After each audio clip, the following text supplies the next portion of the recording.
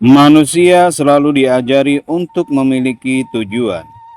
Dari kecil, kita dituntun dengan kalimat yang sama. Apa cita-citamu? Apa tujuan hidupmu? Dan dari situlah kegelisahan manusia modern lahir.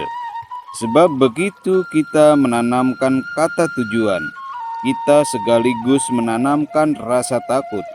Takut gagal, takut tidak sampai, takut hidup ini sia-sia. Osho pernah berkata, hidup tidak membutuhkan tujuan, karena hidup itu sendiri adalah tujuan. Setangkai bunga tidak tumbuh untuk menjadi sesuatu, ia hanya mekar.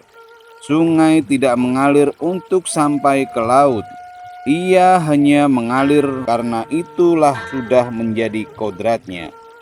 Demikian pula manusia. Begitu kamu berhenti mengejar, kamu mulai mengalami. Namun dunia tidak suka manusia yang hidup tanpa arah karena mereka tidak bisa dikendalikan. Manusia tanpa tujuan tidak bisa dijadikan alat ekonomi, tidak bisa ditakut-takuti dengan mimpi surga atau ancaman neraka.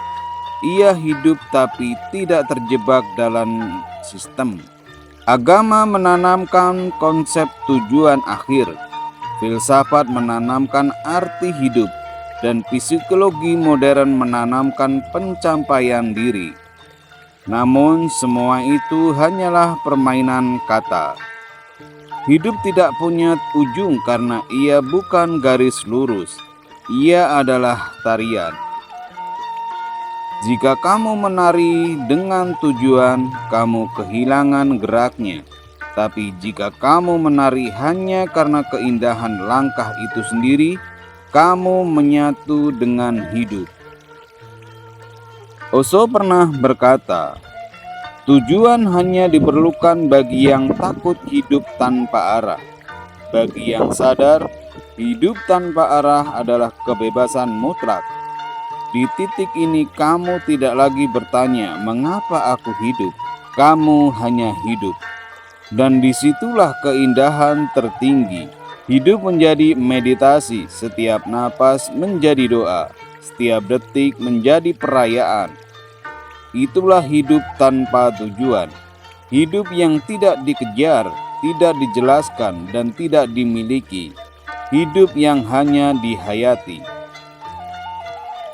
Mungkin disitulah kamu baru benar-benar sampai, bukan ke tujuan, tapi ke dirimu sendiri.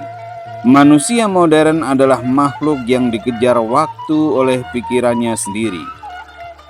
Ia bangun setiap pagi bukan karena cinta pada hidup, tetapi karena rasa takut tertinggal, takut miskin, takut gagal, takut tak diakui.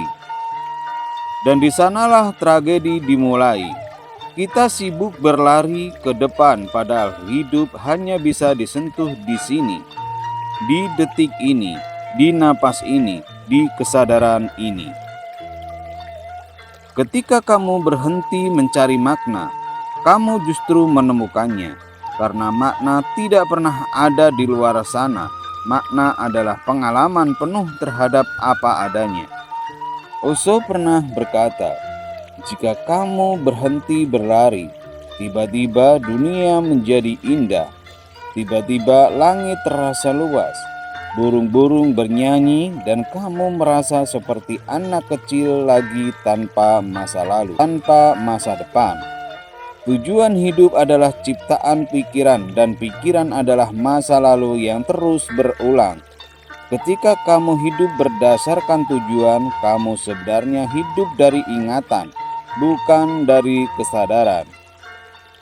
Sains menyebut ini jaringan otak yang membuat manusia terus berpikir tentang masa lalu dan masa depan. Namun, saat kamu hening, aktivitas itu berhenti dan muncullah ruang hening di mana hidup terasa begitu hidup. Itulah keadaan tanpa tujuan, tanpa pencapaian, tanpa beban. Di dalam Buddhisme, hal ini disebut tata demikian adanya. Dalam tasawuf disebut ridho, penerimaan total terhadap takdir. Dalam filsafat Jawa disebut nrimo ing pandum, pasrah dalam sadar, bukan menyerah dalam kalah. Ketika kamu hidup tanpa tujuan, kamu tidak lagi berkompetisi, tapi berkolaborasi dengan semesta. Kamu tidak lagi memaksa air untuk mengalir ke arahmu. Kamu justru menjadi sungai itu sendiri. Di titik itu, kamu tidak lagi mengejar Tuhan karena kamu sudah menjadi bagian darinya. Dan justru disitulah paradoks terbesar terjawab. Dengan berhenti mencari, kamu menemukan. Dengan berhenti berlari, kamu tiba. Dengan berhenti mengejar tujuan, kamu akhirnya hidup. Jadi, berhentilah, tarik napas, lihatlah langit malam tanpa ambisi. Biarkan semuanya sebagaimana adanya, karena disitulah kamu akan menemukan bahwa hidup tidak pernah membutuhkan alasan untuk indah. Dan Osho bukan satu-satunya yang berbicara tentang hidup tanpa tujuan. Sejak ribuan tahun lalu, suara yang sama bergema dari hati para bijak, bukan dari pikiran mereka, tapi dari kesadaran yang telah menembus batas dualitas. Buddha pernah berkata, "Jalan bukanlah sesuatu yang harus dicapai. Jalan adalah apa yang sedang kamu lalui." Dalam keheningan, ia tidak menemukan arti hidup, melainkan kesadaran bahwa kehidupan tidak pernah membutuhkan arti. Ketika kamu hadir sepenuhnya, maka muncul dengan sendirinya. Lao Tzu menulis dalam Tai,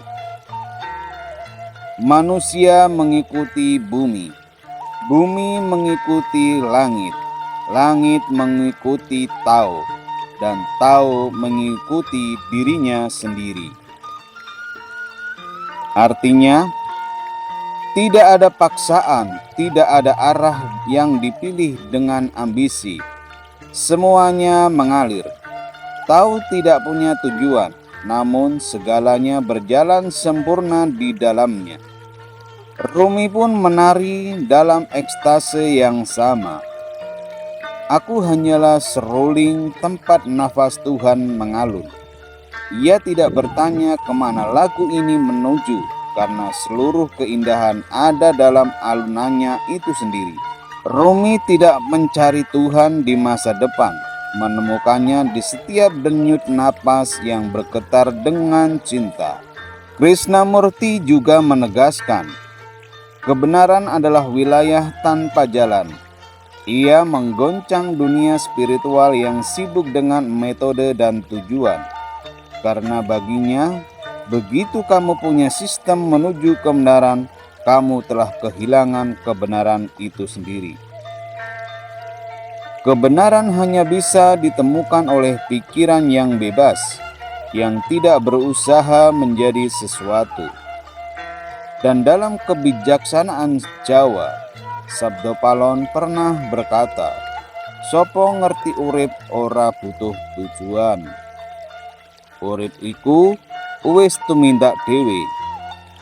Barang siapa memahami hidup tak lagi mencari arah, karena hidup itu sudah bergerak dengan sendirinya. Yang sadar hanya diam, membiarkan semesta bekerja lewat dirinya. Dari timur ke barat, dari biara ke padang pasir, pesan para jiwa agung ini satu: berhentilah mengejar, hiduplah dan biarkan hidup menyingkapkan rahasianya kepadamu.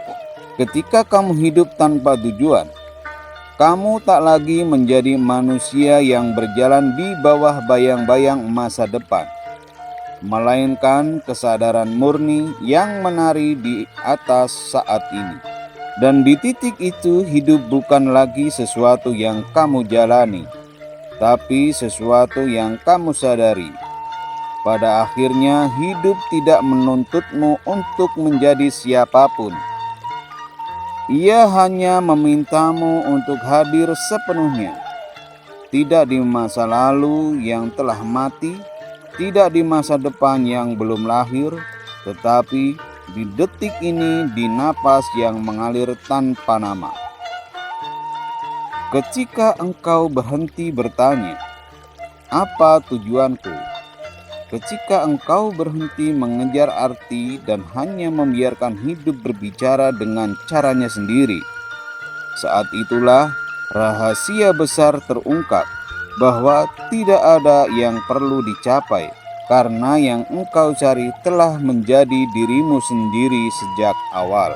Lihatlah, bunga tidak berusaha untuk mekar, angin tidak berjuang untuk bertiup, bintang tidak berambisi untuk bersinar. Mereka hanya menjalankan kodratnya dengan pasrah dan penuh cinta. Begitulah juga manusia ketika sadar. Ia tidak lagi menjadi penjajah, tapi menjadi alam itu sendiri. Ia tidak lagi menjadi penanya, tapi menjadi jawaban yang hidup. Osho pun pernah berkata, begitu engkau berhenti berusaha menjadi sesuatu, engkau akan menjadi segalanya. Dan para bijak Jawa melanjutkan, sopo ngerti sejatining urip, wis ora nyebut urip. Siapa yang paham hakikat hidup, tak lagi menyebut kata hidup. Mereka diam bukan karena tidak tahu, tapi karena telah menyatu dengan yang tak terkatakan. Hidup tanpa tujuan bukan kekosongan, melainkan keutuhan yang tidak lagi terpisah dari sumbernya. Ia adalah tarian sunyi antara manusia dan semesta, antara kesadaran dan ketenangan. Dan di titik itu engkau akan tersenyum karena akhirnya kau sadar bahwa hidup tak pernah menuntut apapun darimu, kecuali menjadi dirimu yang sejati, yang hening, yang hadir, yang mencintai tanpa sebab. Inilah seni hidup tanpa tujuan. Seni menjadi satu dengan kehidupan itu sendiri.